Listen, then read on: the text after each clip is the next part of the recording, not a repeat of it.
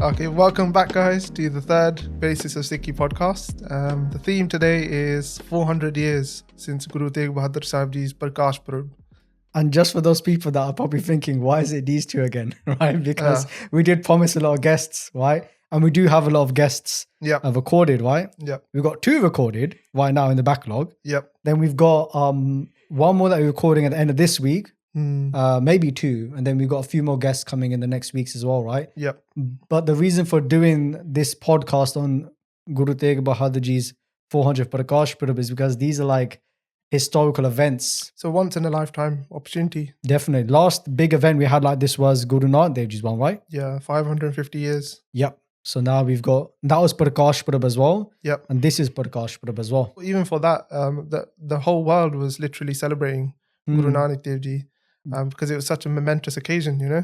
Definitely. So I think we shouldn't waste this opportunity. We should take it and try and do as much as we can. Definitely. And I think going forward as well, just letting the Sangha know we will have more guests on, and you probably won't see us together for a while on our own. You'll probably us sitting on this side of the sofa if you're watching this on YouTube. Otherwise, there'll be a guest next time for the next podcast coming up. Yeah, so Prakash Purab, what Guru Purab, what do all these words mean? Good question. Right? Because when we look at the Sikh calendar, for example, you'll have the words like Prakash in there, Jyoti Jyot, Gurgaddi Divas, Shahidi Purab, just so many different names, right? And, you know, we don't know what they mean. Even Avtar Purab is another name, right? Yeah. So the way I was trying to think about how I could articulate this, right? For the Sangat, for the people watching this. And if we just look in Gurbani, when they refer to Guru Nanak Dev Ji and Guru Granth Sahib Ji, they say, Jyot Roop Har Aap Guru Nanak Kahayo. So they're saying that the light of God came upon this earth, and that light resides in Guru Nanak Dev Ji. Right? Jyot Roop Harab Guru Nanak Kahayo. What do we call that light? We call that light of God Guru Nanak. Guru Nanak Kahayo, to call them, right? So understanding that, what is being said there, that light came upon this earth. And what does Prakash mean? It means to manifest. Right? Literally, that light manifested upon this earth mean the light of Guru Nanak Dev Ji or the light of Guru Tegh Bahadur Ji. So Prakash Purab means literally when the Guru came upon this earth. It's another word for taking birth. Right? Yeah. But we don't say birth. We don't say the Guru was born and the Guru died. Yeah. We say the Guru took Prakash, mean like how the light manifested, the Guru's light manifested upon this earth. Yeah. Then we say Jyoti Jyot, that's another term that we might hear as well. Jyoti Jyot Divas. Jyoti Jyot is referring to Jyot, light. Yep. Now the light has merged back into the supreme light. Mean that light that came upon this earth has now gone back and merged back into the supreme light. Yeah. Right? So that's the way we look at the Guru. We don't say the Guru then died. We said the Guru's light went back and merged back into the supreme light. Yeah. So that's Prakash, that's Jyoti Jyot. Gurgaddi Devis is just when the Guruship was passed on from one Guru to the next. That light inside the first Guru went to the second Guru, the third Guru, and the fourth Guru. And then the last one, Shahidi Purab. Shahidi Purab only referred to 2 of the Gurus as Shahidi Purab, meaning the 5th Guru and the 9th Guru, who both obtained, they were martyrs, right? They sacrificed their life for righteousness. And what would you say to people who say, like, in Sikhi, we shouldn't have these special days of the week or special days of the year? Like, there's a lot of a big taboo about celebrating, like, Masya or Puran Mashi or stuff like that. Well, first thing is that I guess most Punjabi Sikhs do have a special day, right? Yeah. What's that day? Sunday, right? Right. So like people do see that as a time. I guess it's because we work Monday to Friday, right? Yeah. And then Sunday's at the day off. But when it comes to Masya and Puramashi, Masya first of all means where there's no moon, right? And Puramashi means where there's full moon. So there are certain days where, you know, Sikhs may come together and celebrate. If you look at those 2 ones, for example. But that's the Guru taking what was already there in the world. So even before the Gurus came in the took Prakash, people used to celebrate these days. But what the Guru did instead was say that on this day, do something spiritual. Even like Diwali, Hola Mahalla, all these different events, Guru Sahib, Vaisakhi, Maharaj changed them rather than being about like more cultural stuff and superstitious stuff.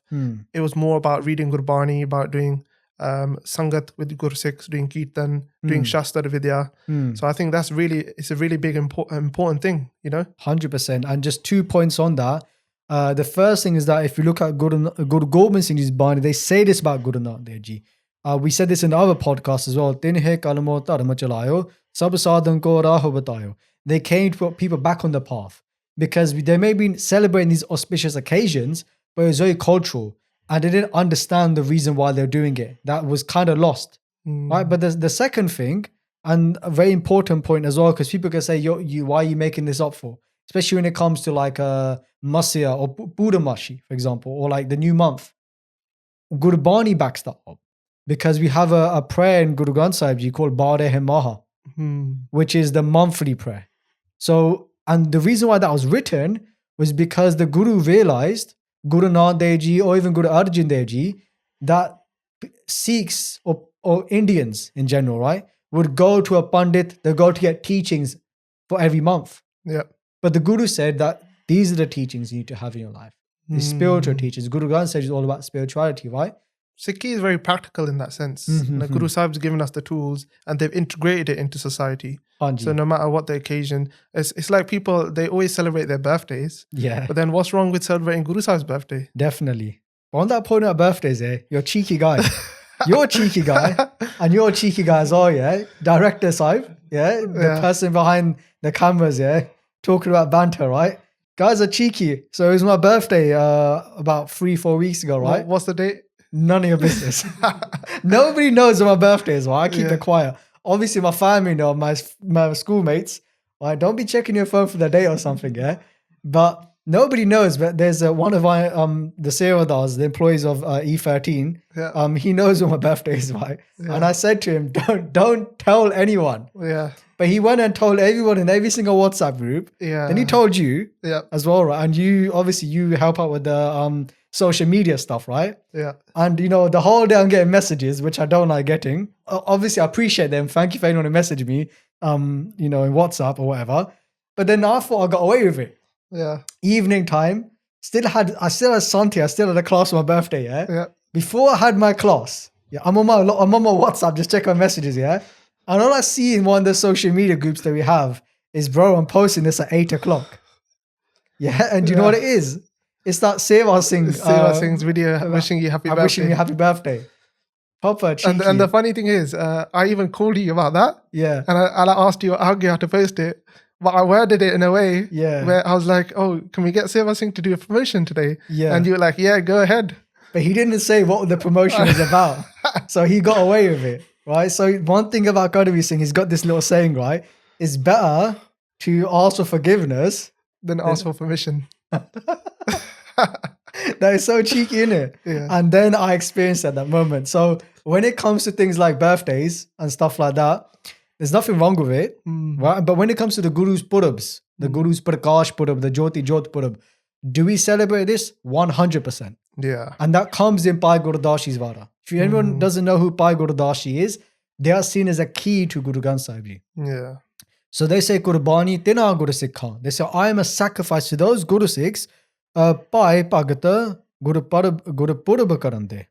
So Bhai Bhagat means with loving devotion, they celebrate the Guru's Purabs, the Guru's days. So 100%, we should come together and we should celebrate those days. And no one's saying like, don't celebrate Sikhi on don't do your Sikhi on any other day, Yeah. You do your Sikhi every day, but then these are milestones that we can look forward to. Just like, for example, we're living in the West now. Yeah. Everyone looks forward to Christmas. Yeah. Christmas holidays, get to spend time with the family. And for Christians, it's a special time. They do their prayers and stuff. We have these milestones in the year as well. We can look forward to it as well as doing our daily abhyas and Sikhi. And you were making a good point about how this is a time where like scholars and those people who may be a bit more educated use this and take advantage of this time, right? Yeah, so a lot of scholars will do research specifically for these milestones, for these special occasions. So I know this year, for 400 years of Guru Tegh Bahadur Sahib Ji's birth, they've Prakash Purab, sorry. A lot of people have started doing post about it and like special research for it. Yeah. And there's one person who we can give a shout out to, Yani Baljinder Singh Ji from Shahidi Bunga. They're making a really, really good content about like Katha series about Guru Sahib's Itihas. And that is being shared on the Hang Santhya, right? Yeah, shared on the Hang Santhya, and they've included loads of references from loads of different granths. And for somebody like myself who may be a bit more interested in those references, especially because I have to do my own research as well, right? To see a video online that has all the references there on the screen.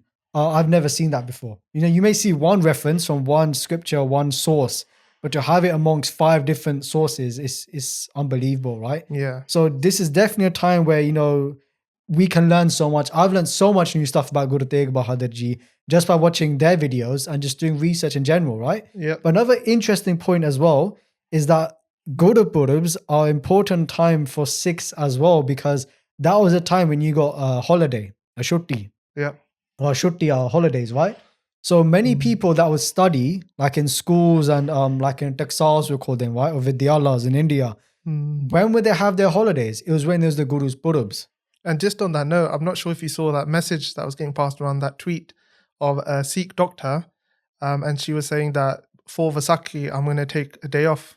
Okay. Because it's obviously like a special day, right, for the Sikhs. Yeah. So I think it's really important for Sikhs. We should try and take the day off and make it useful, make it worthwhile. I was thinking that the other day, right? What I was thinking, right, is that, when we have bank holidays, Yeah. our bank holidays should be like Guru Purabs. Yeah. But what do you think about that? That'd be a great idea. I was thinking that within Sikh organizations, i.e. E13, I was going to kind of put that forward that, maybe we should have our bank holidays should be Vaisakhi and like Shahidi Purabs and stuff like that. For Nahang Santhe already, they have days off. Ustadi's given days off for the special days of the year. And the reason behind it is so we do Gurbani Jap and we do something Sikhi related on the day, Yeah. We don't have an excuse then not to.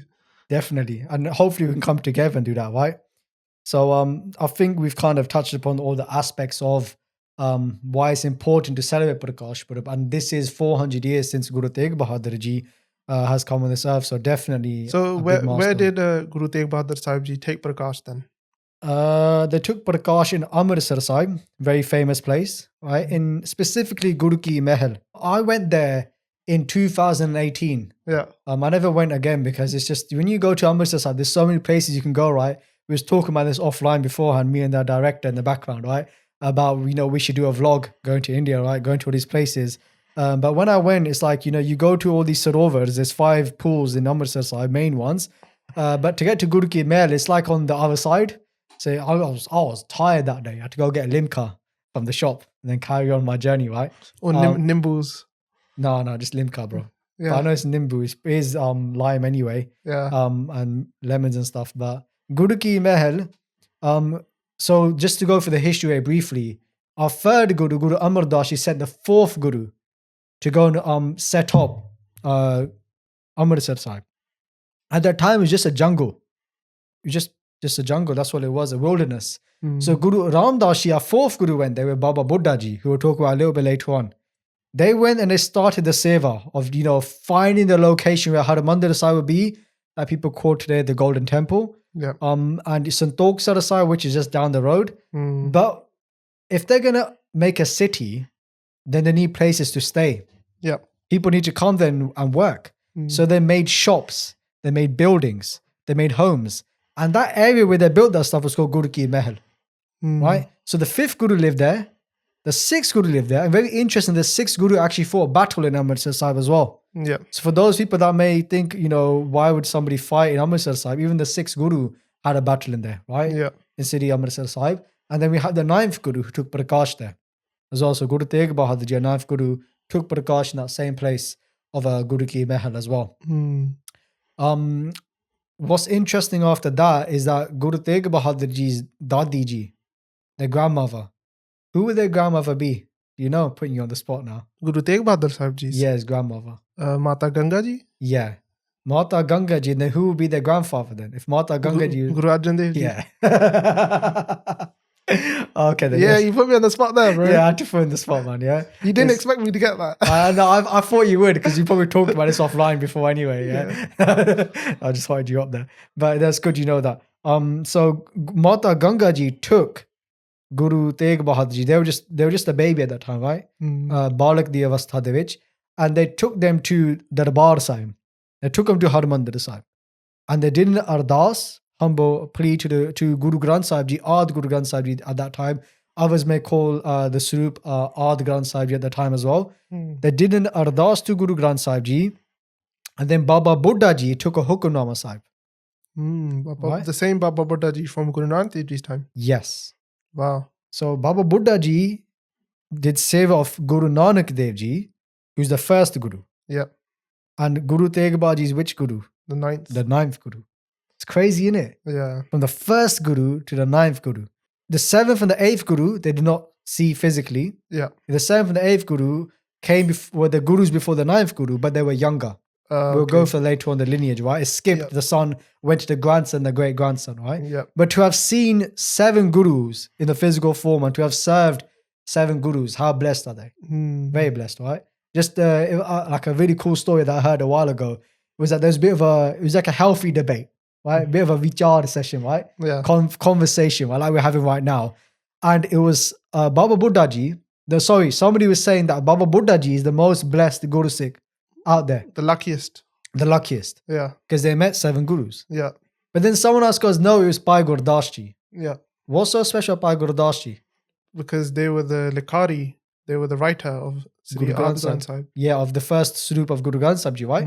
They were also the uncle, they were the nephew of the 3rd Guru.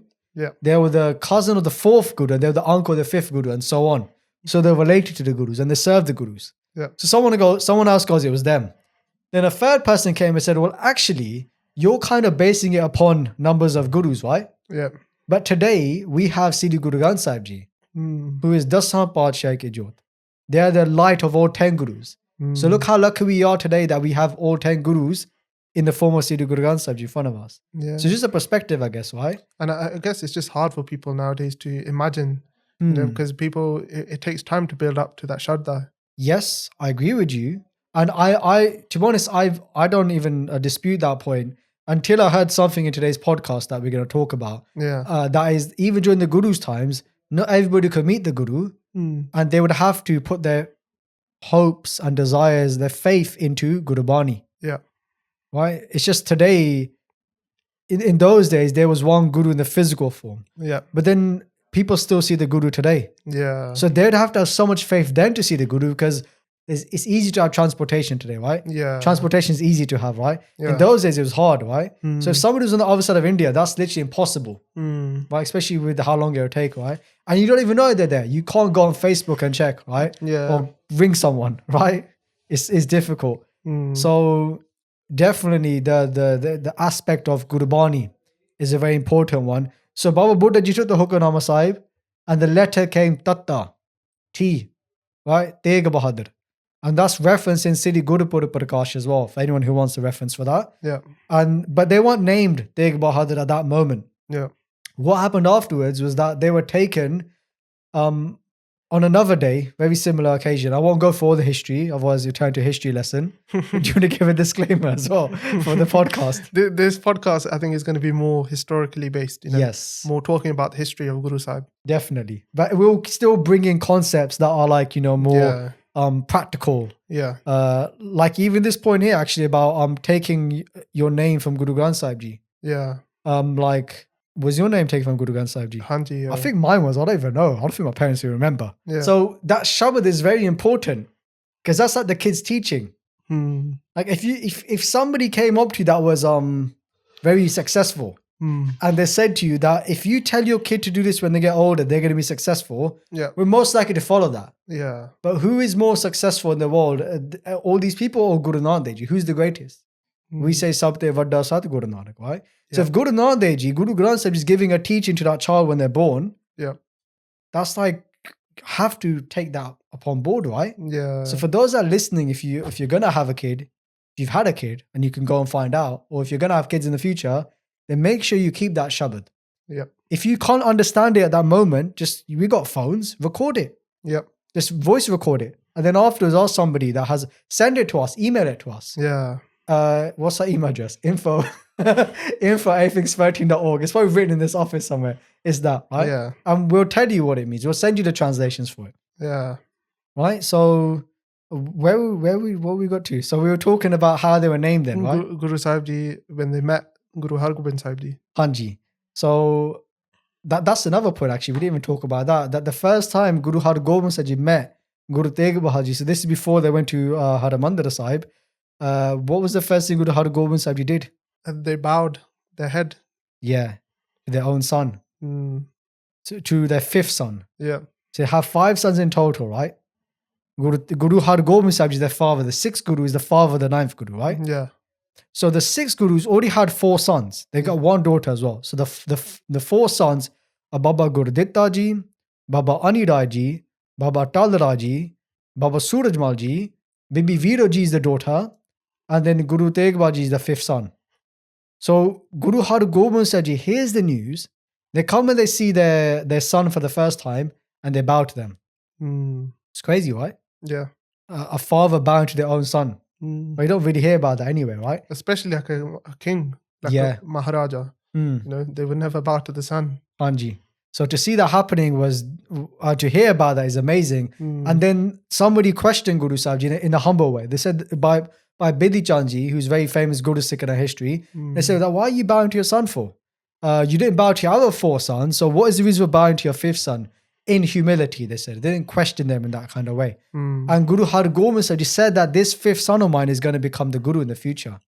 So many of our Gurus gave these kind of bachans, these prophecies about the future. Yeah. And just when it came to naming them, another day when one of the servants or the sevadars, you will say, right, the dasis brought Nove Pashi, the 9th Guru, as a baby to see their father, she placed the 9th Guru in their charan, on their feet, right?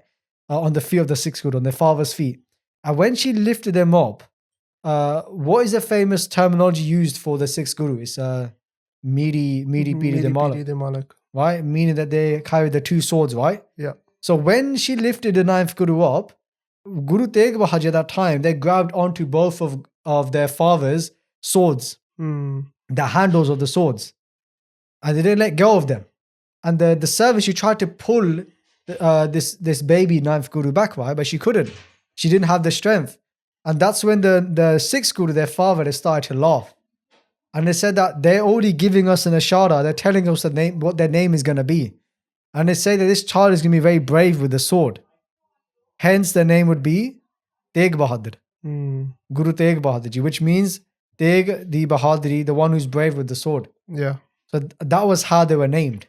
According to Itihas as well. And it comes, I can't remember the reference now. It's from Amrita Raspoti. That reference comes as well for how they were named, Guru Tegh Bahadur Ji. So just on that point, Guru Tegh Bahadur Sahib Ji, many times in their life, they lived up to that name, Tegh Bahadur, right? We'll give a few examples, right? You're going to give one right now? Exactly, yeah. And at the end point in the Shahidi, the martyrdom of Guru Sahib Ji, which we'll cover later on as well, just for those. Yeah, at that point, the executioner came and he taunted Guru Sahib Ji. And he said that you're meant to be Tegh Bahadur, you know, you're meant to be the master of the sword. Yeah. But then he was saying it in a way as if he's going to like chop Guru Sahib's head off, you know, with the sword. Because at that time, was it the fatwa, as in the punishment that was given to Guru Sahib is that they were going to be beheaded. Guru Tegh Bahadur Ji, right? And then Guru Sahib Ji said, look, you bring your sharpest blade and then get us a thin piece of paper and wrap it around the blade. With a tagga. With a tagga. And so what do you think would happen? If you were to wrap a really thin piece of paper on a sharp blade, what would happen? Whatever it cuts, the blade cuts, that paper is going to get cut as well. Yeah, so as soon as the sword, it basically hits anything, comes into contact with an object, and the paper is in between, obviously the paper is just going to rip apart, right? Yeah. So easily, it's just going to rip, even with the slightest amount of force. And so the executioner he was a bit confused, but he said, okay, I'll do it. So he wrapped the paper around the sharpest sword they could find. And then when it actually came to the point of trying to chop Guru Sahib Ji's head off, just before the blade made contact with Guru Sahib Ji, Maharaj's head came off on its own, of their own accord. Hanji. And the blade actually never touched Guru Sahib Ji. Hanji. And the evidence was, when they looked at the blade again, there was a massive crowd there and everyone saw for themselves, the paper never broke. Hanji. It never ripped in half, which proved Guru Sahib Ji, even to the last moment, they lived up to their name of being Tegh Bahadur. The one that's brave with the sword, right? Greater than the sword, in that respect, right? Greater than that. And just for anyone who's thinking, where's that written? Guru Pratap Surj Granth. That history comes right there as well, right? And just even early in their life, they fought in a battle as well. Guru Tegh Bahadur Ji. It was a battle of Kartarpur Sahib. alongside their father, the sixth Guru, Guru Har Gobind Sahib Ji, and their two brothers, Baba Gurditta Ji and Baba Surajmal Ji. So the ninth Guru actually fought in the battle. So it wasn't just the sixth Guru, the 10th Guru, even the ninth Guru fought in a battle. And I think maybe the seventh Guru, they didn't fight in a big battle. It was a small like skirmish, something like that, right? Like a small little battle, but nothing came about it. Unless, I don't know if they did fight or it was about to happen, but it didn't happen. It was something very small. But the ninth Guru fought alongside their father and their two brothers. And what's written about that as well is that they didn't need to fight in the battle because they were the youngest of the five brothers, right? Still quite young. And they were told by the family, you don't need to get involved, but they wanted to fight in the battlefield. Whilst their Mata Nanaki Ji was watching in a tower whilst they're fighting in the battlefield. And they say they fought so ferociously in that battle as well. And just on that point, because some people may say that, well, I've heard the name Tyagamal. Right, so this is just for information for those that are listening. People may have heard that the ninth Guru is called Tyagamal, but then their name got changed to Tegh Bahadur. And for those who kind of follow that kind of vichar, they say that happened during this battle. That after fighting in the battlefield, their name was changed to Tegh Bahadur. But there are many different sources that reference it being from birth. They're called Tegh Bahadur. From Prakash, they're called Tegh Bahadur. But it's just different sources, right? That give that. But other name is Tyagamal as well, they'd be known as. And so what does Tyag mean? Tyaga means to renounce, right? Tyagi, to be someone who's a renunciate, basically. So from a young age, they were known to be very Tyagi. To be renunciate. Even afterwards, even the battle, they were very Tyagi as well. They went and sat in a port side with like a cave and sat in the jungles for like 26 years. Right, so Tyag means to be a renunciate, and Guru Sahib Ji lived up to that, to the T. You get it as well? T as in Tegh Bahadur. So that's a good one. Sorry, carry on. So have you got any other examples then of how Guru Sahib Ji was Tyagi? So one good example is when it was their eldest brother's wedding, Baba Gurditta Ji. At that wedding, they were dressed up really beautifully, Guru Tegh Bahadur Ji, as a young child, right? You know, nice kapre, tip-top. As a prince would be. As a there, because they're Sahibzada as well, right? You said the child of Sahibzada of Guru Gobind Singh Ji. Guru Tegh Bahadur Ji was the Sahibzada of Guru Har Gobind Sahib Ji. Panj Sahibzada there, right? There were 5 princes, 5 sons. So you can imagine nice jewelry, nice clothes, really expensive stuff, right? Guru Sahib Ji proper like blinged out, right? And what happened at that time was Guru Tegh Bahadur Ji saw a poor person on the street. That was pretty much, he had literally no clothes on him. And what did Guru Sahib Ji do? They gave their own clothes to that person. They gave their gold and they gave their nice rich clothes. On another occasion, they even gave their horse to somebody as well. That's like us giving our car away. Literally just say to someone, hey, take my car. Like, we would never do that. Right? That's how much attachment that we have. But Guru Sahib Ji didn't have that attachment. It shows how detached they are from these material possessions, you know? 100%. Because I think for us, we get a lot of sukh, we get a lot of pleasure from these things, right? And just a few weeks ago, I was reading some Gurbani from Guru Granth Sahib Ji Maharaj Ji, and this shabad really hit me. It's from Guru Nanak Dev Ji Maharaj Ji in City Dog, and they say, "Sukh ko mange sab ko, dukh na mange koi." So what does that mean? Sukh ko mange sab ko. That everyone is wanting like sukh, to have happiness. Everyone's happiness, everyone's pleasure, right? Dukh na mange koi. What does that mean? No one wants the pain, you know? Right. And that's so simple. But why is Guru Nanak Dev Ji saying that for?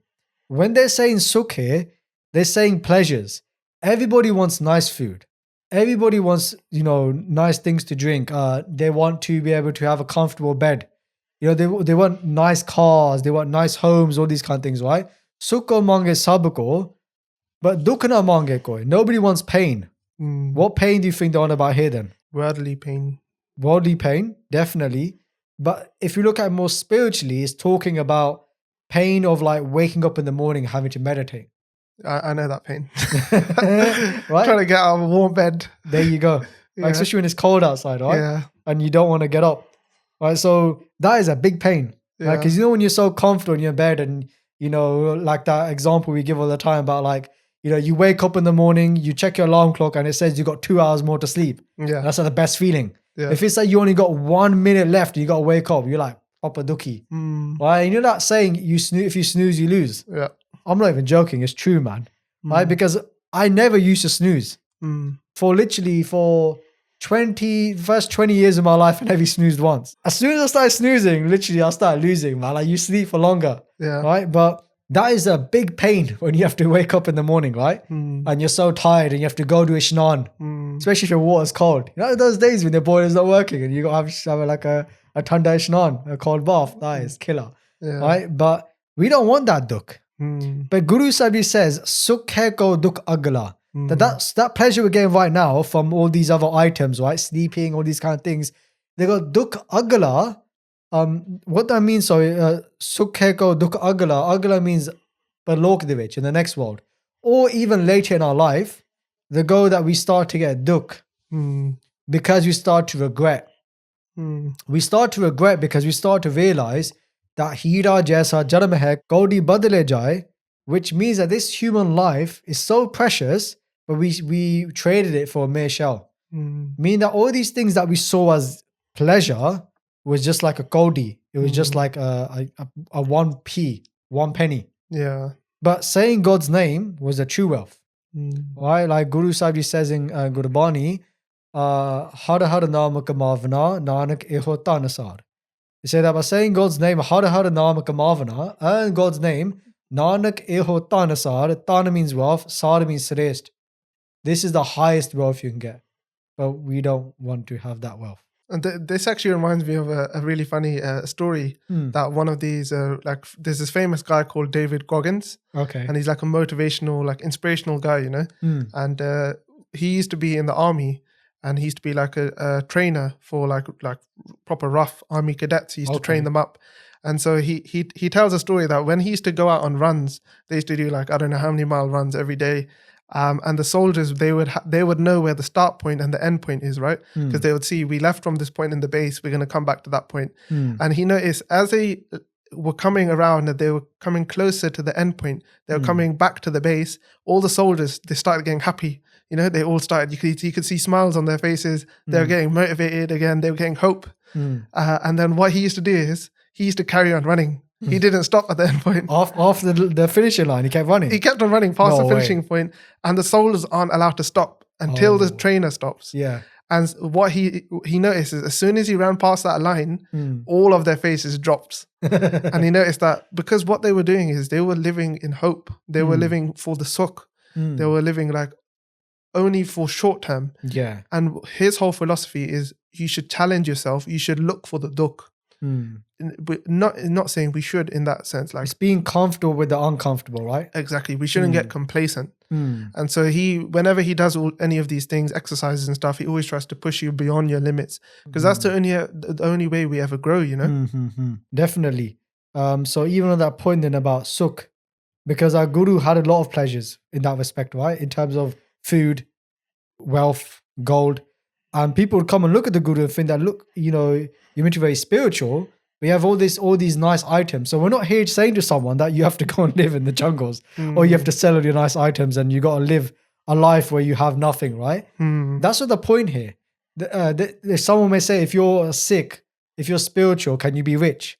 Yeah, you can be rich. You can be poor. It doesn't matter, right? Because that depends on your qadam. You come into this life and you may come as a very rich person and have a great business and have a lot of money. Or you may just be a normal, you know, have enough money to get by, or may not have much money.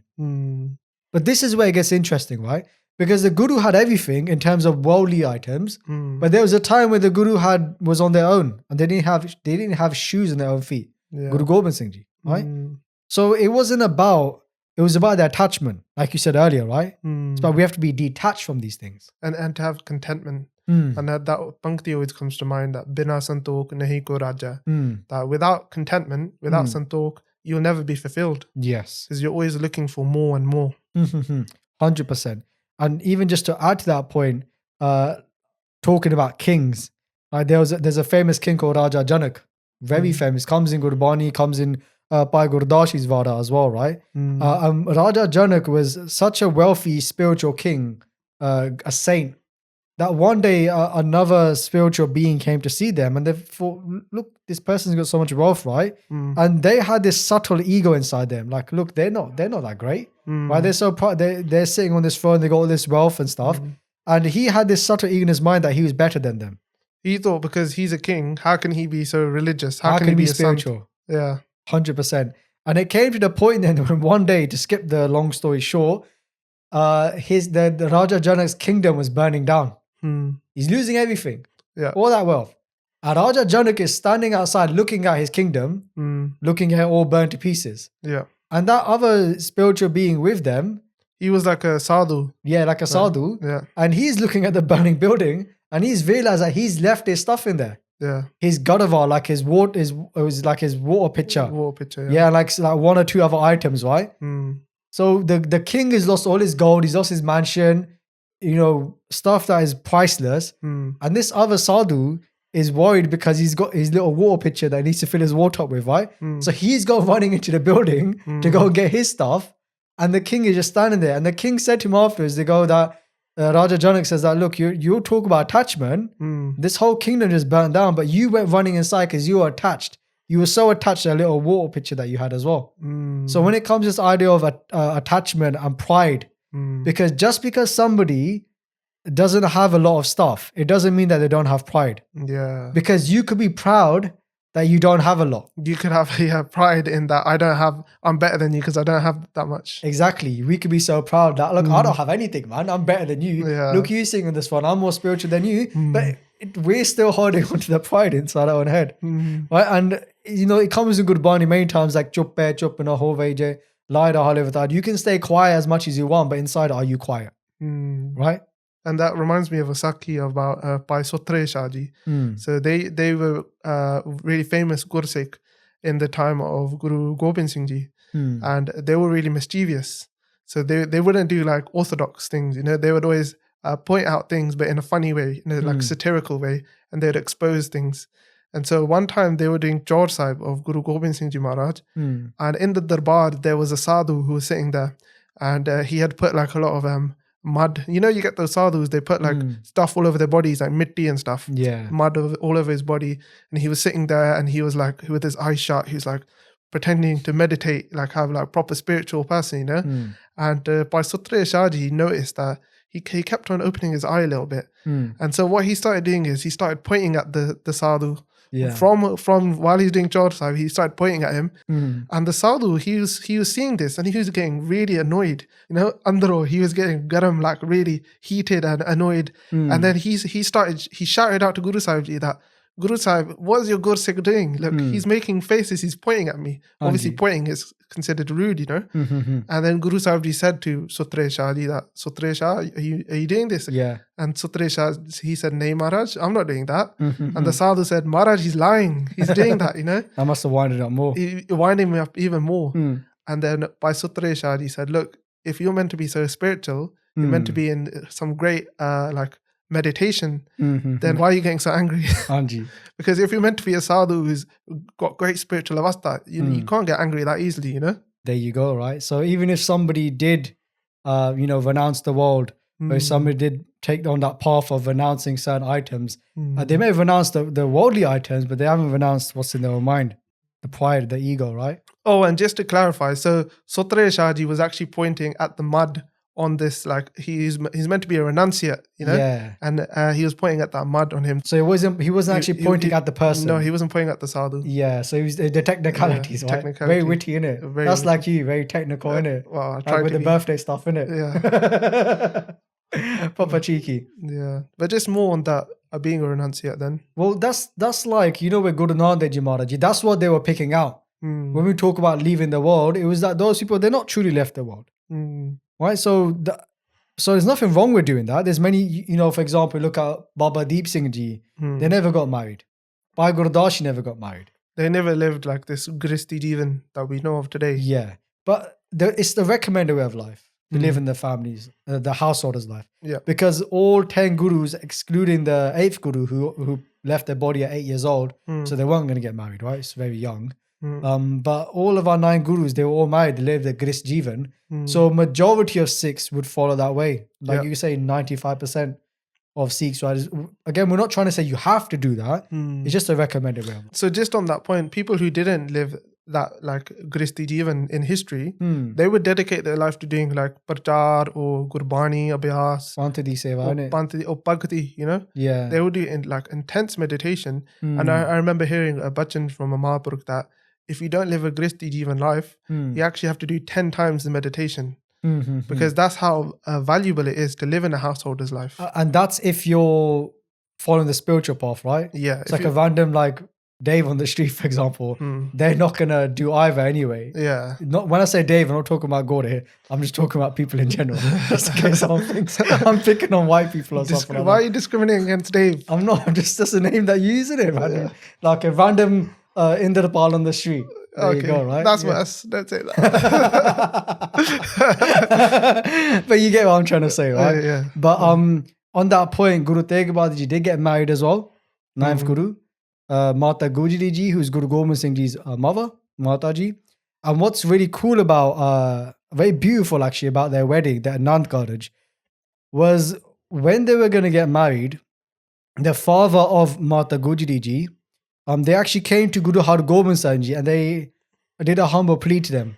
And they said, look, I can't offer you much, right? For this wedding that I'm giving you my daughter. I can't give you much money. I'm not that rich. And what's beautiful is that Guru Har Gobind Singh Ji said at that time, they said that you're giving your daughter to our home. There's no greater gift than your daughter. There's nothing else that you can give that is greater than that gift. Right? It comes in Guru Pratap Surj Granth. It's like Jinatana Ja Arpana Kinang Kya Pachetin Rakhalinang. Meaning that what else can you give after you've just given your daughter? That is the greatest gift. Right? So just the perspective of that. Because it was common at that time, well, even now, to give dowry, right? Yeah, Dodge. Yeah, big thing, right? In any community. Yeah. Mainly, I don't know about in the world. Did you do any research on that? Well, I found some stats about India, and obviously for India, the dowry system, it means that women are seen as like a big financial burden, you know? Or on the boy side? On the family. So if you were to have a child and it was a girl, the parents would be like, this is a big financial burden for us because later down the road, we have to give so much money just to get her married off. And so this is one of the big factors towards female infanticide, where people would kill off their daughters when they were being born. Just to jump in quickly there as well, when it comes to being blessed with Amrit, for example, one of the things the Panch Bari would say is that you cannot associate with somebody who's a Kurimar.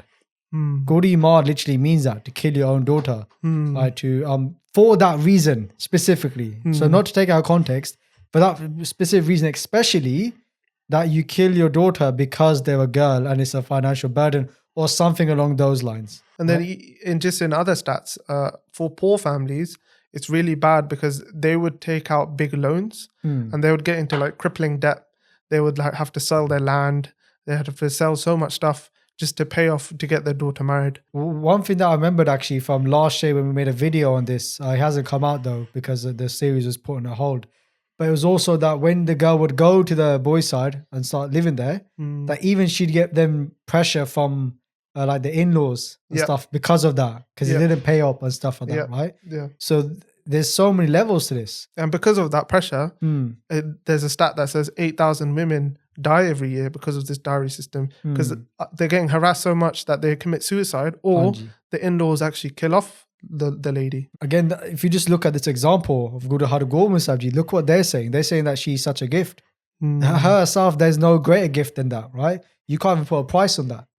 So the idea of Gurmat and what our Guru is teaching us, because this could happen in Punjabi families as well. Definitely probably happens in Punjabi families, right? 100%. But this is where we draw that fine line between Punjabi and Sikhi. Or Indian and Sikhi, wherever it may be, right? Or where it's happening in the world, because I'm sure it happens in different communities across the world as well. And just to give a bit more context to that, if you look in Gurbani as well, Gurbani actually talks about this. And they say, Har Prab mere babola, Har devo dan me dajo. They say that if you're going to give a dowry, if you're going to give something, some sort of wealth, they give the wealth of God's name. That is a true wealth, right? That wealth is priceless. The Guru says it's extinction. You can't exhaust it. That's the true wealth that we should be giving. That's what we should be trading. And we made that video for, for Guru Nanak Ji's Prakash Purab, the podcast about the 100K on a wedding, right? Yeah. And 100K and all that money stuff. But like Guru Amar Das, a third Guru, they had a huge wedding for their daughter, Bibi Pani Ji. But in the context and the respect that wedding was so focused on making it about the Anand Karaj, about the spiritual side, that when people saw that wedding, they all think, I want to marry my children off in the same way. Or that person watching is going to think, I want to get married like that. I want the attention to be on Guru Sahib Ji. I want it to be on Kirtan. I want to get the best. When I say best Kirtan Jathas, I don't mean in the respect that you have to get, you know what I mean, right? That comes out, but not top of the pops. Not top of the pops, but as in like those Gurumukhs, right? And do their seva. Yeah. Right, and whether that means giving them peta as well, which we'll go through later on, right? Because we don't.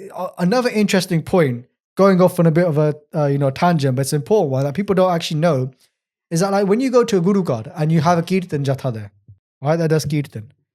They don't, that peta that you put in front of them, the Kirtan Jatha most of the time does not get that money. Where does it go to? Usually the building fund. The building fund, the Guru Card. But out of that peta, they'll get a little bit. Yeah, they'll get a cut. Yeah, because they maybe get that slot every week. Well, again, I'm not saying that there's some really bad thing going on and conspiracy theory and that the Guru Cars ripping them off, because they'll probably get a message from Guru Cars now saying why are you saying that for. Yeah. But the point is that we need to realize that, right? So they might be getting the bare minimum, or you may call a Kirtan Jatha in, or you may have wanted someone specifically. But even when it comes to the Granthi Singh, right, or whoever else is doing the seva. So what a lot of Guru Sikhs do is that they give peta separately to them. They might give them an envelope of like, thank you for your seva. Yeah. Here's, £51. Here's £101. And someone may go £101. But this is the thing, right? Is like you can't put a price on that seva that they're doing for you. You can't, no. Right? And I think that's something that we don't appreciate. The idea of that, these Guru Sikhs doing seva, like going back to the first podcast again, with the patronage system, right? It's like how much would you pay if your favorite artist, if Michael Jackson was alive today, how much money would you pay to go to his concert? A lot of money, right? A lot of money. People would spend thousands. I think like one of my cousins, this is when I was in year 7, I think. So I was like 11, 12 years old.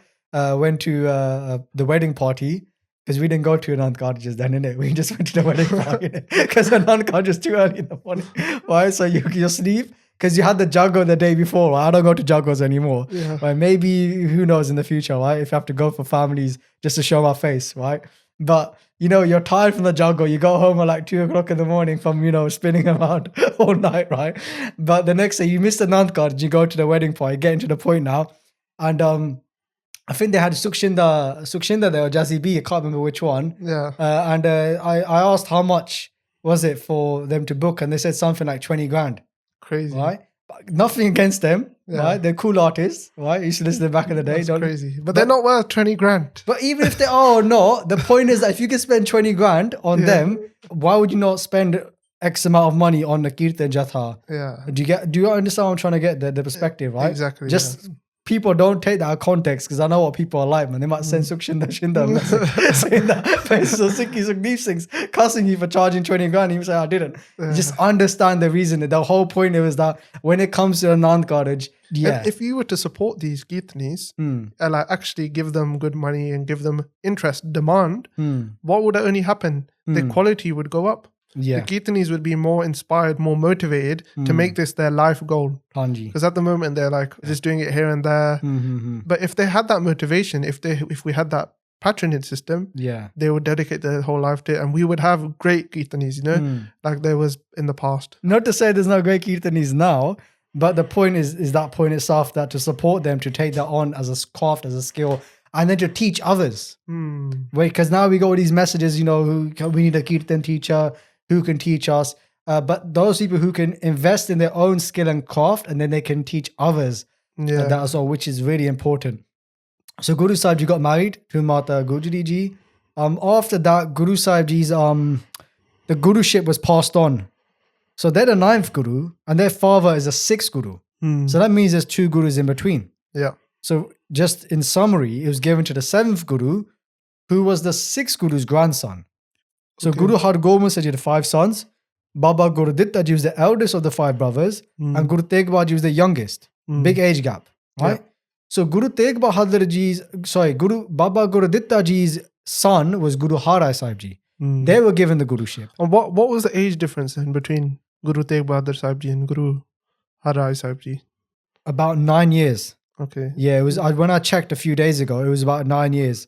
Guru Har Rai Sahib Ji was 9 years younger. 9 years younger. Okay. So in that space of time between Guru Tegh Bahadur Ji taking Prakash and Guru Har Rai Sahib Ji, Baba Buddha Ji left their body in that middle. Because I was thinking, would have been Baba Buddha Ji been around for Guru Har Rai Sahib Ji? But I checked the dates and the grants and stuff, and I found that it was that they left their body before Guru Har Rai Sahib Ji came. Okay. Because that would have been cool. That would have been 8 gurus, right? In that respect. But so Guru Har Rai Sahib Ji became the guru.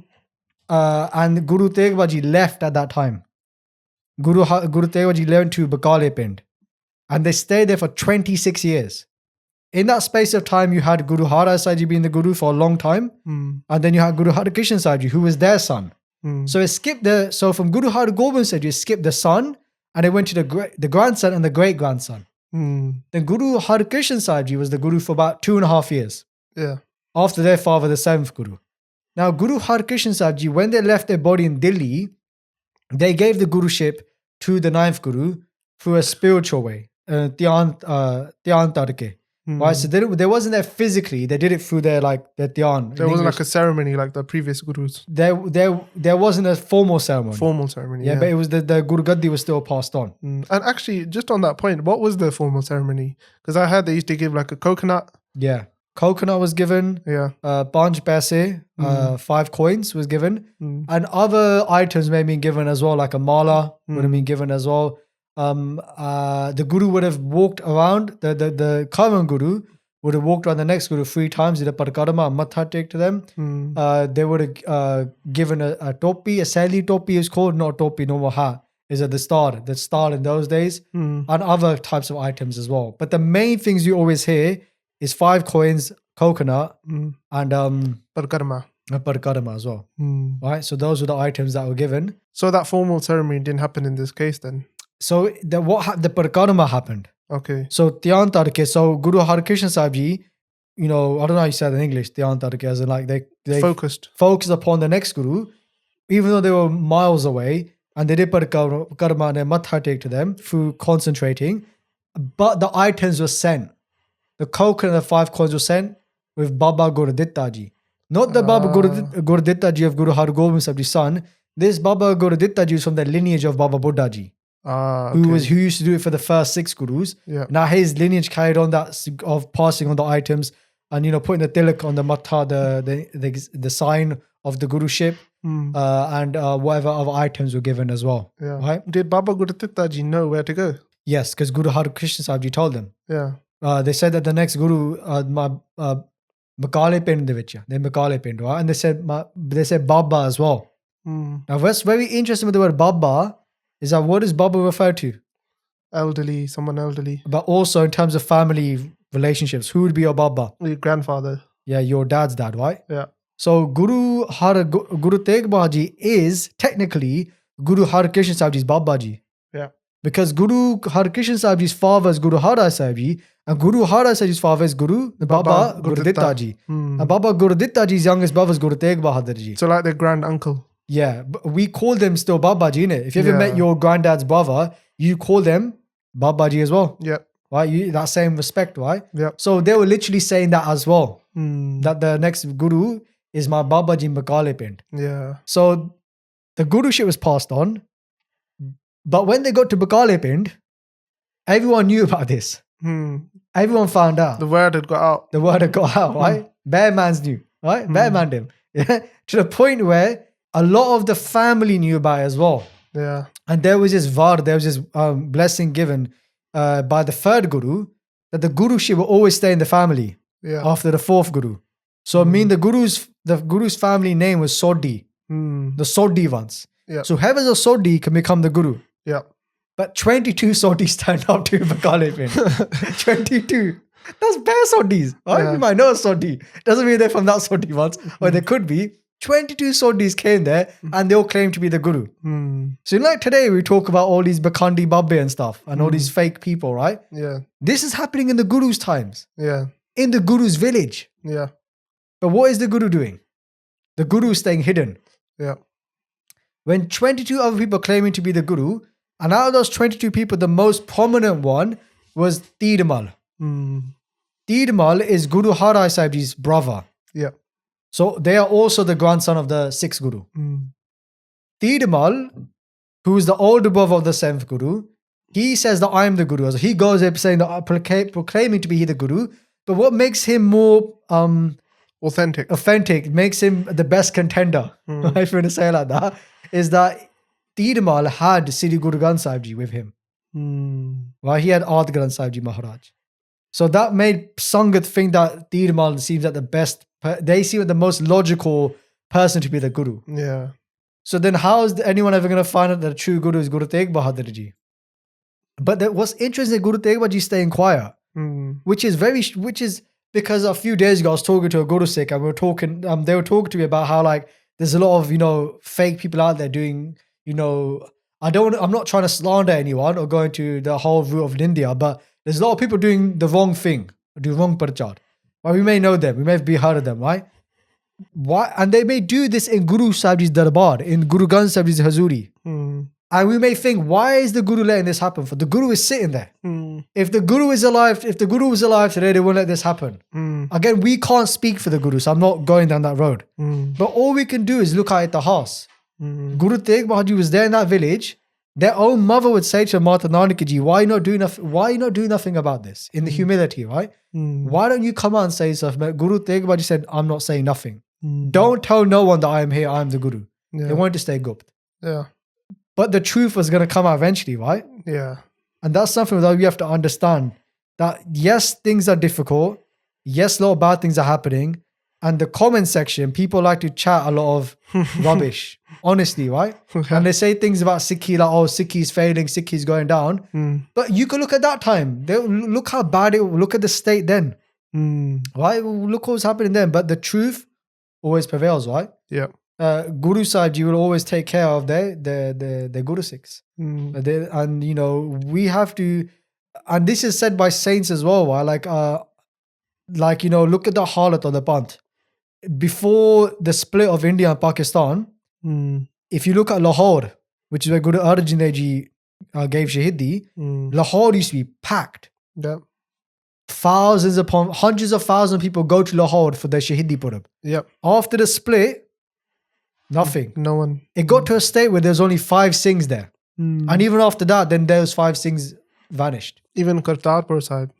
So it was meant to be like the second biggest place Hanji. for the Sikhs. Hanji. And as soon as that line was drawn, that's it. Right? And you look at the heart, and again, this is a great saint speaker, Chandni Guru Bachan Singh Ji. He said, look, that is a halat, but we know what we need to do. And we know what we need to do as well. Right? So Guru Tegh Bahadur Ji knew this was happening, but they stayed gupt. They didn't want to come out. But the truth was going to prevail. Because whilst this is happening, there's somebody on a ship. By Makhan Shah, Labana, who's a trader. So he's on his ship. He's a trader. He's gone from one place to another to trade his items. And on that journey on the sea, his ship gets stuck in somewhere in the ocean. Like there's like a little land on there, like a little island, really small one. The ship gets stuck in there. Or like rocks or something. Who knows, right? I've never been to the ocean. I've just flew over it. I've not been in the ocean. Yeah. The deepest thing I've been in a swimming pool, right? Actually went in the ferry once, but sorry, I'm going off topic. But when Bhai Makhan Shah was on that boat, the boat got stranded. They all got off the boat and they tried to push the boat back in, but it didn't work. He's got soldiers, he's got workers. They've been stuck there for a month. So you don't hear this. They were stuck in the ocean for a month and because they had rations, because they're soldiers, right? Yeah. The rations ran out and it's like, okay, we're out of options now. We don't have nothing to do. They're getting desperate. When you become so desperate and nothing works, what is the one thing that we can do? Ardas. Satnam. Ardas, right? And that's what they did. They took their shoes off and they didn't take their socks off, because I said that once in the video, right? And he cut the video. He goes, what? They took their shoes and socks off. right? But they don't I wear was like, socks. I don't think they wear socks that They time. don't wear socks in India. Who knows? If somebody knows that, let us know. But they took their shoes off. They washed their hands. They washed their feet, and then the ardas to Guru Sahib Ji. No, I'm not saying a name because it's not written. They just said ardas to Satguru Ji at that time. Supposedly, they were Sikh. Yeah, right. And it would have been to Guru Harkrishan Sahib Ji because that was a supposedly, because again, not everyone had the news. Yeah. So he did the ardas, and they got back on they did the ardas on the ship, and then out of nowhere, a loud sound was heard, and the ship catapulted back into the water, into the ocean. They were saved. In the ardas, I heard he made a promise to give 500 coins if the ship was saved as the swand. Hanji, the ship was saved, they were saved. So they were saved then, right? Because the ship, at that moment afterwards, it was catapulted back into the ocean. Yeah. They went to Punjab, found the Gurus in Delhi. They went to Delhi, but where's Guru Harkrishan Sahib Ji? Jyoti Jyot. Yeah. They left their body, right? But they said the next Guru is Bakale Pind. So when they went to Bakale Pind, they've got a bit of an issue. Why? There's 22. There's 22 Gurus. Why? Yeah. There's not one Guru. There's 22. Right? So they've devised a plan of how they're going to find out who the Guru is. They're going to put down two golden coins at each place. The first place they go to is Tirumal. Oh, why did they do that? The reason why they did that is because they knew that Guru Sahib Ji's antarjami. It reminds me of a shabad, Virna Bolya, Sabke Janada. Hanji. The Guru, without saying anything, they know everything. They know everything, right? So look, these are where these Gurbani Pankti fit in so perfectly, right? So he knows that the Guru knows everything. So he goes so when he puts down how much did he promise? 500. But he's putting down 2. Right? There's a big difference. But even that, because it's 2 gold coins. Yeah. At that time, that's worth a lot. That's worth a lot of money. As a result of that, when they go to Tirumal first, they put down 5 gold coins to Guru Granth Sahib Ji, who is with them, and they put 2 gold coins down to Tirumal. And what do you think Tirumal says? Like, wow. He's like, amazing. Amazing. 2 gold coins, right? Yeah. Then, obviously, Bhai Makhan Shah knew they weren't the Guru. Not just because of that, because of the feeding. Then they went to all the other Sodhis. All 22 in total, 2 golden coins, not the Guru. Not sure if they took it back or not, but the point was that they felt let down, but they were distraught because that's all the Sodhis then. Yeah. These are the 22 claiming to be the Guru, and he wants to see the Guru. So at that time, he does a humble plea to Guru Sahib Ji, and he says that, look, I'm not going to eat, I'm not going to sleep, I'm not going to drink anything until I see you. Even if I die, I'll die then. Now Guru Tegh Bahadur Ji hearing this, obviously because Vinaboliya Sabha ke Janda, they got to take care of the honor of their Sikh. They always take care of their Sikh, right? Look how innocent Bhai Makhan Shah is there. They say, Pola Pao, Gobid Malave. It's only for innocent love that you can meet God. Look how innocent Bhai Makhan Shah is there, that they won't even eat. You know, like kids when they get a bit, when they want something and they get, stroppy's not the right word, but you know what I'm trying to say, right? Yeah. And they put in a bit of a tantrum and say, you know what, until I get what I want, I'm not going to eat, I'm not going to sleep, I'm not going to do anything. I'm just going to stand in this corner, right? That's Pola Pao. It's that innocent love, right?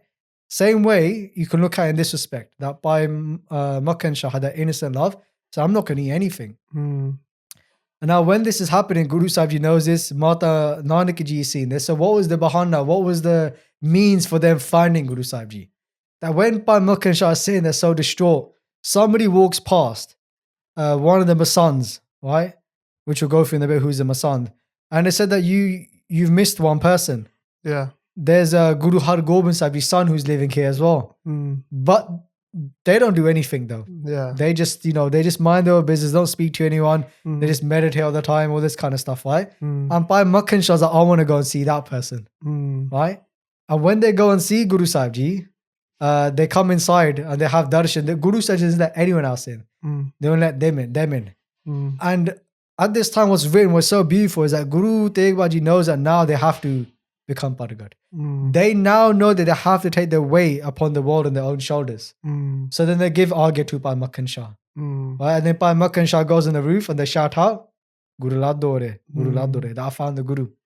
Right? So beautiful, right? There's that really iconic picture of the painting of Bhai Makhan Shah, and he's got his Hazuriya in his hand and he's waving it around. He's like, Guru Ladore. Guru Ladore. Right? So beautiful, right? And like, you know, not to get too deep, but so imagine if we could say that one day, I found the Guru. ठीक है? Imagine we could say that, Guru Lad Dore, right? Because obviously they found the Guru. Look, they were on an ocean. Right? We're drowning in this ocean as well out of the world. And we are stuck, right? And we're looking all around for the truth, right? Gaun kare choho kuntka, karina besana soy. It comes in Siddhi Rag as well. It said you could gaun kare choho kuntka. You could travel all four corners of the world.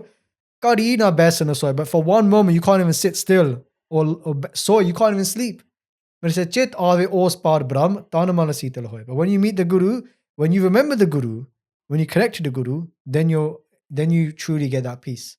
So Bhai Makhan Shah found that. Beautiful story, man. Really nice. And then from there, there was an assassination attempt on Guru Sahib Ji. But I don't want to go through that because it's just long at the podcast. So what I'd say to people is that this podcast is coming out on the 26th of April, right? And we're making a 9 facts video, which will be coming out later on in the week. Yeah. So if you watch a 9 facts video that we're going to make, it'll be in there. How they tried to assassinate Guru Sahib Ji after they made them Pargat. Yeah. After Bhai Makhan Shah stood on the roof because there's a lot of jealousy. Yeah. And it didn't mean that because they were the Guru that everyone just went quiet. No. They tried to get rid of them. There was like a power struggle. 100%. Not from the Guru side. From the other side. Yeah. Where they shot the Guru. A bullet went straight towards Guru Sahib Ji's forehead. Right, so check out that video. We'll put a link to it in the description after the podcast, if I remember. Or put in the comment section. Someone's watching this after, like a week after or something. I we'll send that link in there for that as well. But I just want to move on. And that was 26 years they were there. Yeah, 26 years is a long time. And I know there's been points made recently by various individuals that Guru Sahib would never sit in a pora, for 26 years and like doing... Pora meaning... Pora means like a place where, like a basement, could you say? Yeah, basement, cave kind of thing. Cave type of thing where you just do meditation. Yeah. But the thing is, the place is there. It exists there today. And all of this stuff that we've talked about today is referenced in historical granths. And even that point about how, look, when you're out, look how noisy it is. If you go to India, you live in the Pind, it's really noisy. You want to find somewhere where you can get away from all the distractions. Yeah. But look at it practically then. It's very cool. Yeah. To be in the Pora side, right? Underground. Not cool as in like gangster cool. Cool as in temperature. Temperature. That's what I meant. Yeah. Cool as in temperature. So you look at how the weather changes in India. Cool in the winter. Cool in the winter and the summer. The weather, the temperature doesn't fluctuate as much. So there's nothing wrong basically with sitting in a nothing wrong at all, man. It's just crazy if somebody wants to raise that point, right? Because then you could just talk from a logical point as well then. Right? It's like having a basement now. Look at UK, we don't have basements. Look at Canada and America, they all have basements. Yeah. Right? So, but obviously it's not saying it's the same thing, but there was a practical means to it as well as a spiritual means to it. Yeah. In terms of just you get away from everyone, innit? And you can focus on your bhakti. But after that, Guru Sahib, you then went to Siddhi Amritsar Sahib because Bhai Makhan Shah actually went to visit Siddhi Harmandir Sahib. Siddhi Harmandir Sahib, such a beautiful asthan, right? When's the last time you went to India? 2 years ago now. There was this drastic change in like Harmandir Sahib. Oh, yeah. From like, I remember when I went in 2015 to going in 2018, it was like completely different. Yeah. Like even walking to Harmandir Sahib, like the whole, built up area and stuff. The area around it was really developed. I didn't know where I was going. Like, because I went in the morning, so I was half asleep. And I was like, are we coming to Harmandir Sahib? Because this looks nothing like when I came, 3 years ago. And even just going inside of Harmandir Sahib, like... It's become like a tourist attraction now. Like, sad to say that it's all commercialization there. Like they've got like old McDonald's, Subway and stuff. And it's become more about that as a tourist attraction rather than a spiritual place of going to do meditation, Because I remember seeing an old picture of like the old Puratan Sroops that you get from the 1800s, 1900s, or reading history and like how the Guru would have to travel from Harmandir Sahib to another place like Ramsar Sahib, which is down the road through the jungles. There's no jungles there now. It's just a gulliya, alleyways, right? And all the shops which sell the same stuff, right? But the point is that you're going there for the spiritual means, but along the way you're being bombarded and attacked by McDonald's and all these shops, right? Well, advertisements and people trying to advertisements and trying to sell you stuff, and you're being Not even if they're trying to sell you stuff, you're looking at all these places. And the worst thing now is people using TikToks. There was a big thing. Did you hear about this? I only saw the sign inside, no TikToks. I didn't even know what TikToks was at that time. So the reason behind that is because it came in the news as well that people were making TikTok dances in the Parkarma of Darbar Sahib. And those videos are going viral, which is crazy. It's like, when I go now, for example, you want to sit in the Parkarma and you just listen to Kirtan. And just, obviously look at Sri Harmandir Sahib. It's so beautiful, right? But the thing is that the essence of going to Harmandir Sahib was to connect. If you look in Gurbani talks about Harmandir, right? It says, Harmandir eho sareer hai, gyan ratan pargat hoye. They say that just like how you have Harmandir Sahib there, we were meant to go there, and what's happened today is that we become so fixated on the outside. But I'm not taking anything away from the outside or the roop, because there's so much in the architecture that we can learn so much about. But the essence was to go inside and connect, right? Just like we have this body, and we're meant to take care of this body. Yeah, you have a healthy body, you can meditate, you can live a life, an easier life, and focus. If you're ill, then how are you going to meditate? How are you going to do these spiritual things, right? Yeah. But the essence was to still go inside though. Just like it says, Harmandir eho sareer hai. This body is a Harmandir as well. It was to have that introspection. And inside, Gyan Ratana Pargat hoy. Inside you are those jewels and those gems. Pargat hoy, and they'll manifest. But what's happened now is that when we go there, it's just all about the outside. And it's never been about actually going there and sitting down and just trying to meditate. It's just been about, take a picture, maybe matha take, stand in the queue for 2 hours and, get pushed around, go inside, put down your 10 rupees or 100 rupees, and then come outside, which again, you get a lot from, even just going there and taking the charan turi and putting your matha, the dust, putting your forehead, bowing, so much you gain. But at the same time, if you've come 4,000 miles from the UK or from wherever to go there, spend some time there. Do seva there. Maybe go and stay in one of the NRIs, which only costs like 700 rupees. It's like £5-7 or something for a few nights. And go and spend some time Harmandir Sahib at night time when they're doing Aarti, when they're doing Kirtan, and just close your eyes. Get a shawl, get a lohi, whatever you want to wear, and wrap it around you so you have no distractions. And just connect. One of my most favorite things is going in the morning for Ishnan Seva. Yeah. Because it's so like peaceful. What time is that? Like 1-2 o'clock in the morning? Before they do Prakash. Yeah. So I think it is about 2 I think it's around 2 o'clock after they're open. They let people in then. And then the Gurusiks there, which like clean everything with milk and water. The water's from the Amrit Sarovar as well, isn't it? Yeah. Every single day.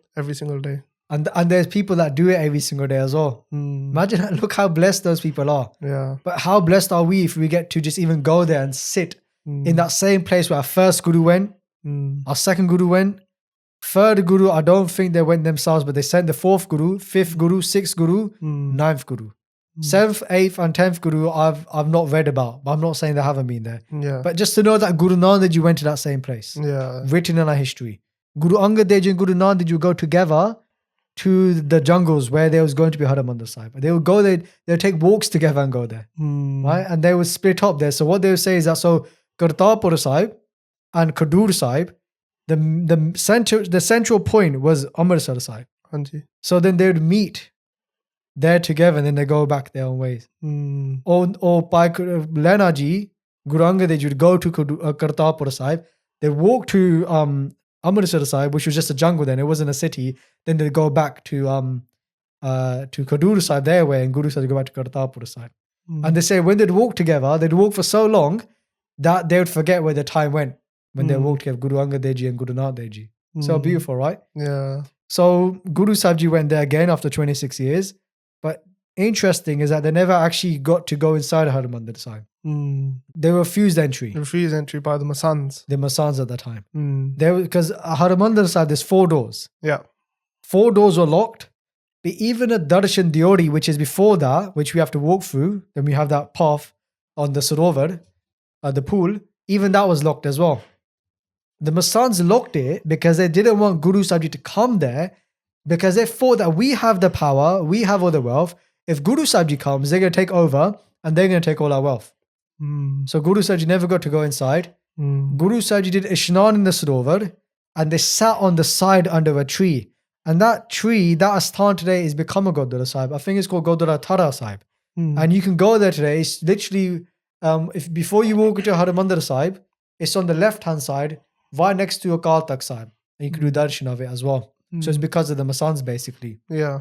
And the Masans, there's a big taboo on when we say this word Masand, you know? Yeah. And people are like, oh no, Masans, the evil bad guys, you know? Or when you want to cuss someone, you call them Masand. But actually that wasn't the case, right?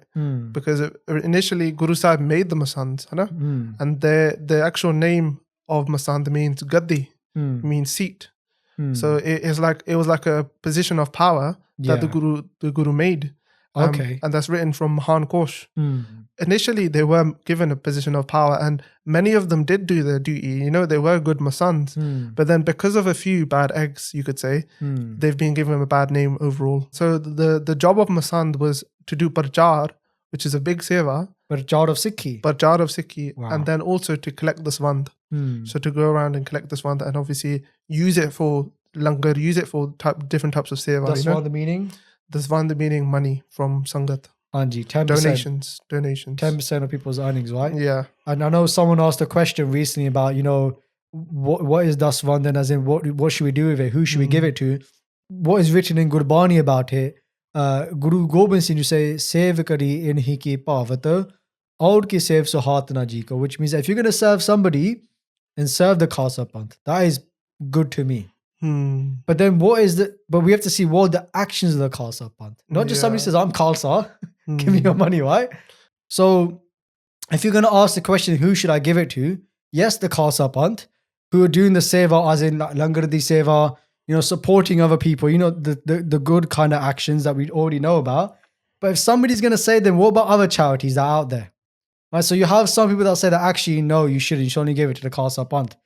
But there's other Guru Sikhs who say, well, actually, if those actions of those people are in line with what the Khalsa should be doing, then it's fine. Right? But I think a good kind of buffer, a medium to follow, is maybe gives some of your daswan to things that are more Khalsa related, i.e., you know, maybe like Gurbani Santya, Parachar, along those lines, Alangaradi Seva, wherever it may be, supporting the Guru cause where they need support. But then also giving it to those other charities they may want to give it to, maybe towards that dementia or, you know, mental health awareness, which again is in line with Sikhi. And now you're seeing more Sikh people getting involved in those fields anyway. Yeah. But the main point here is that whether it's through the Khalsa, Sikhi Torte, whether it's through the normal world, other types of charities, you need to know where your money's going. Yeah. That is the main point. Right? That's what we stress. Know where your money's going. It should be fine. Yeah. So that was the Harmandir Sahib vichar. Guru Sahib Ji again went back to Harmandir Sahib, but this time they didn't get to do darshan inside. But they did have darshan as a young child.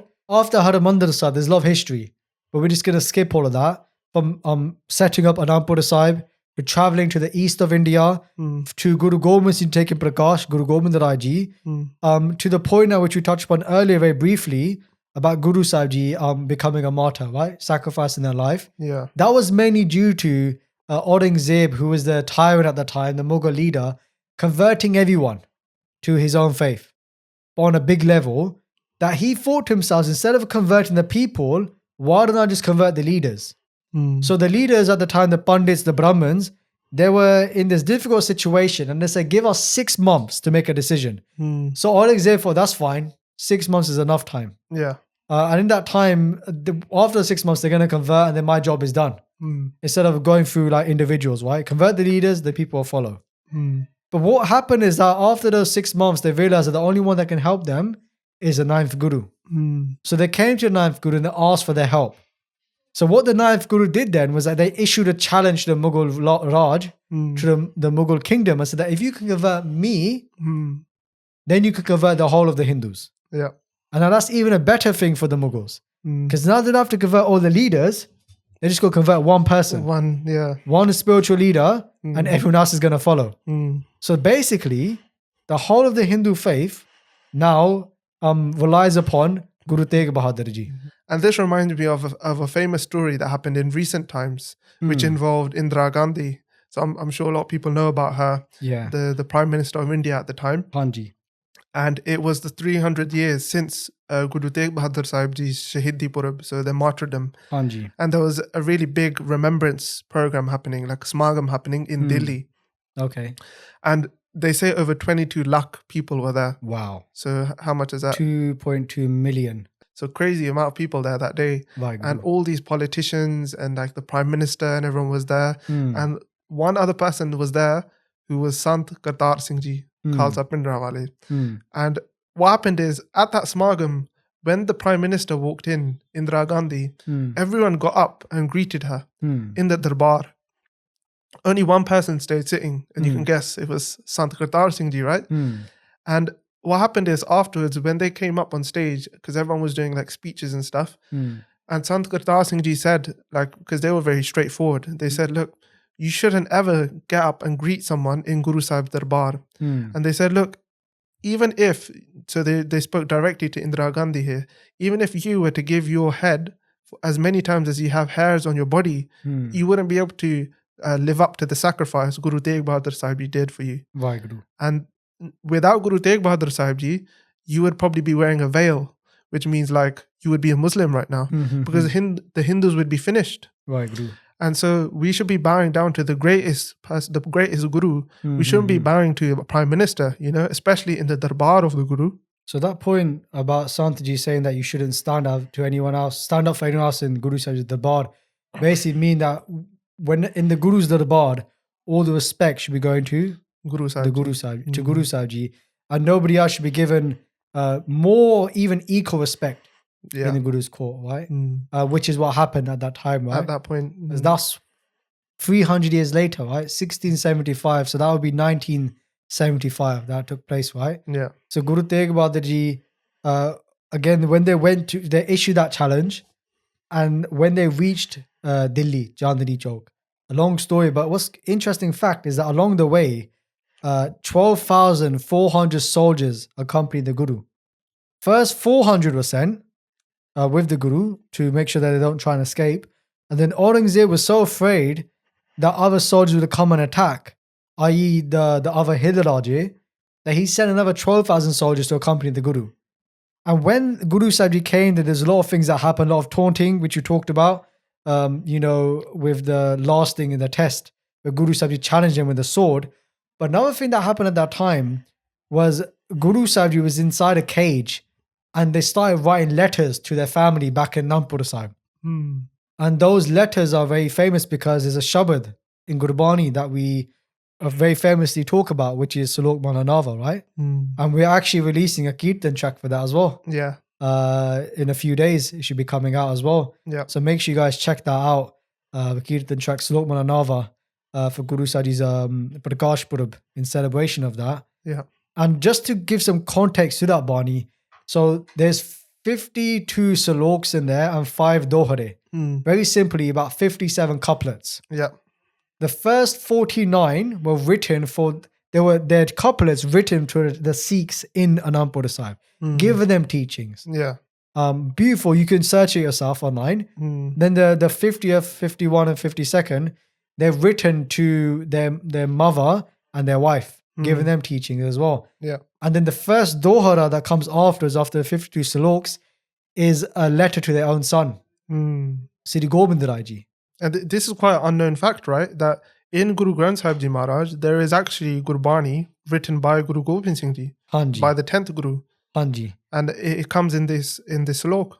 Hanji. So what happens here is that this is the evidence for that, is that Guru Tegh Bahadur Ji writes a letter to their own son saying, Bal chutkyo bandhana pare, kachu no ho to upaye, koho nanak ab ota hara, gajjo ho ho sahai, which is very basically saying to their own son that, look, Bala chutkyo, I've lost all my strength.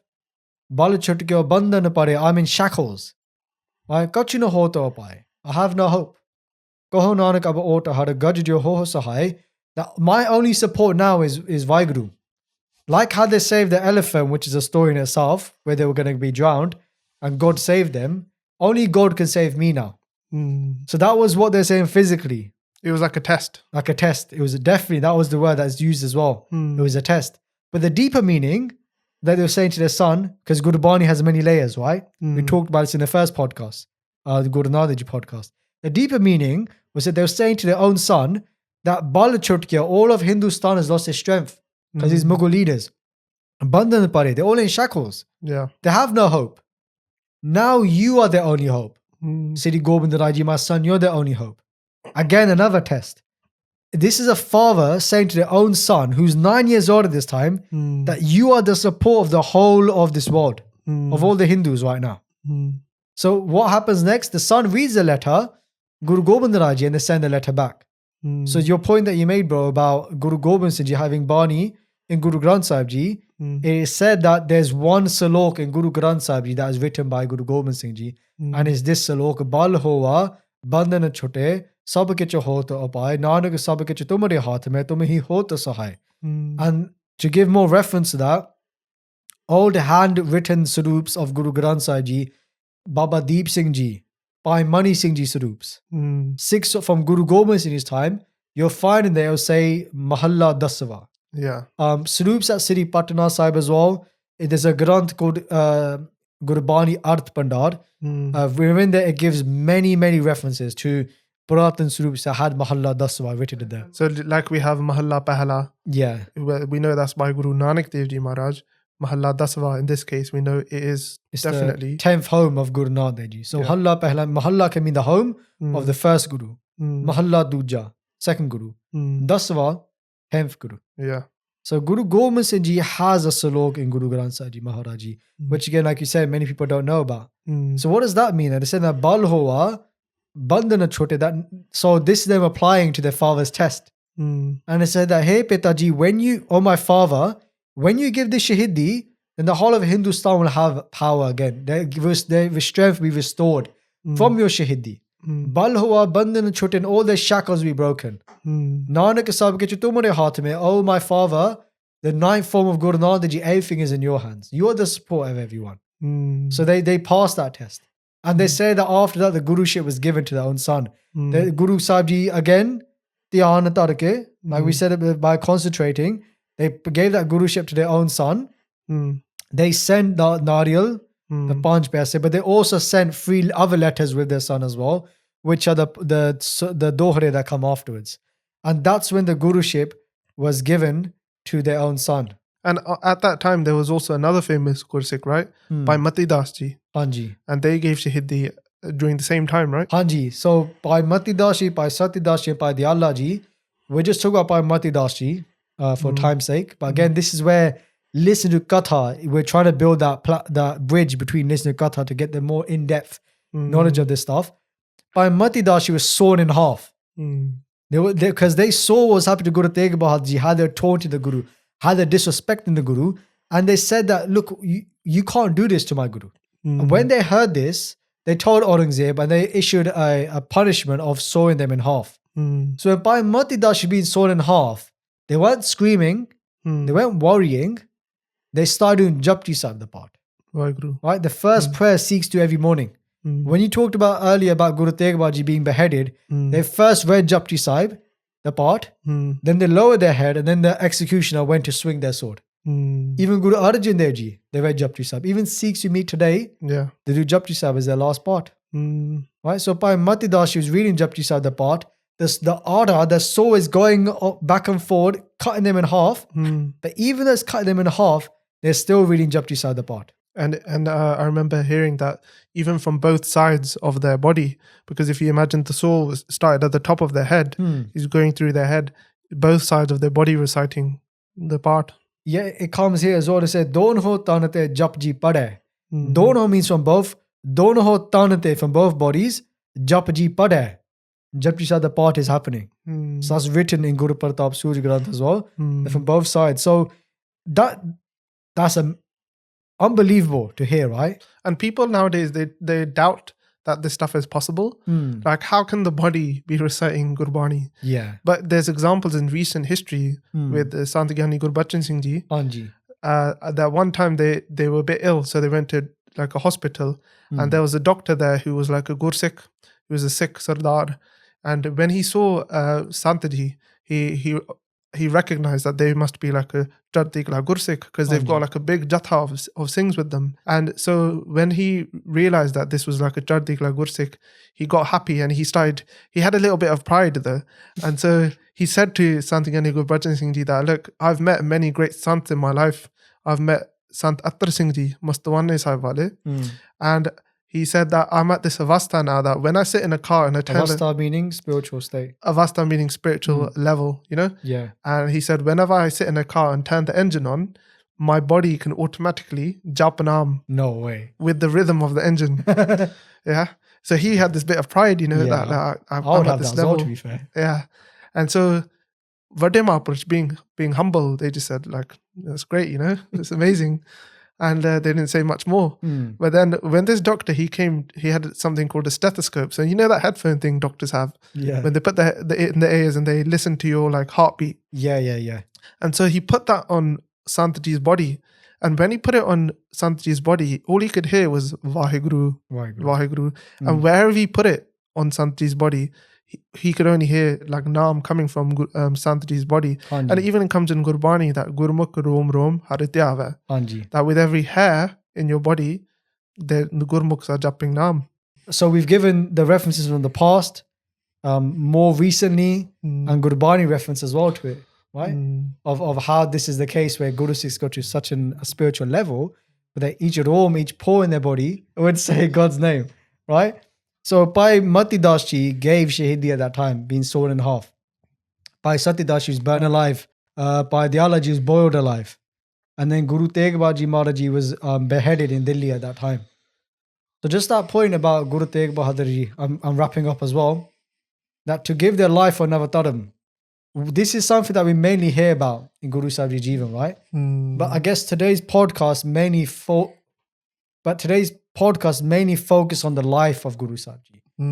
Because taking nothing away from the Shahidi, that's such a big thing. Yeah. And even Guru Gobind Singh Ji says about the Father that was like the biggest sakka, the biggest thing to happen in Kaljug. Right? There's nothing as big, according to Guru Gobind Singh, that is the biggest thing that's happened. Kino bado kalu mein sakka.